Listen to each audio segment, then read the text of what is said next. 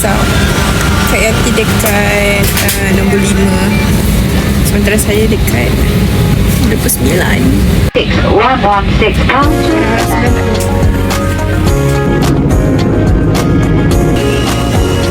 Rombongan wheelchair.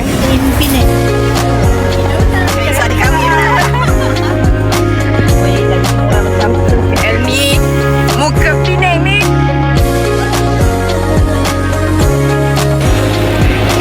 Minggu ni macam strawberry je.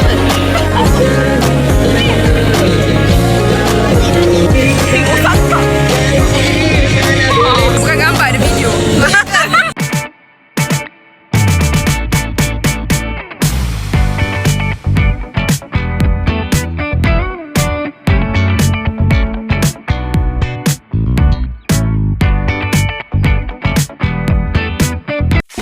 Kak, ini juga kantor.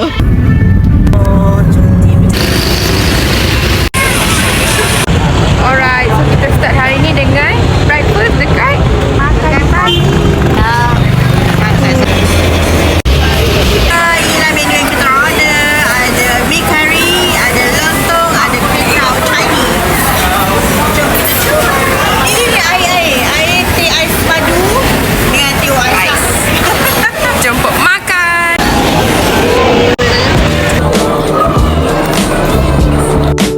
Jadi dekat Penny Hill tengah jam, kita akan tunggu 4 jam. Sebenarnya kita nak pergi Bukit Belirak, Penny Hill, tapi kita start 4 jam untuk dapatkan kita punya tiket dan queue. So untuk menghabiskan masa yang ada, kita nak pause. Yay!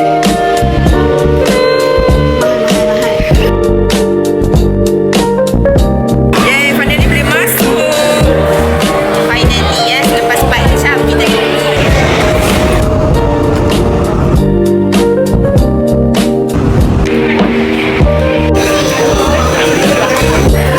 Sedikit dreamies kat sini. So cantik. nampak cuma pegang betul. Kata view.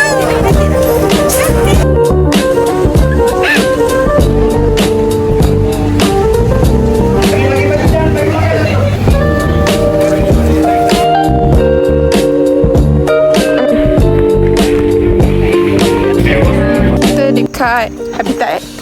Ya, ada orang membuli saya dengan begitu.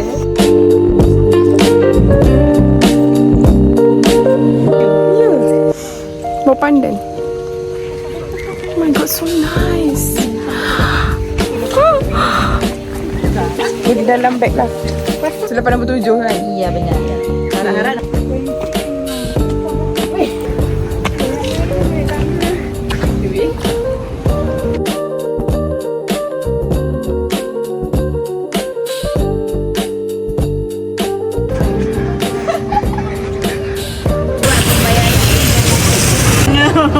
Kami dah lapar sangat.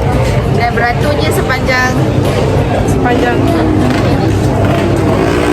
Last makan tadi dekat makan pagi. Sekarang ni dah makan malam. No lunch.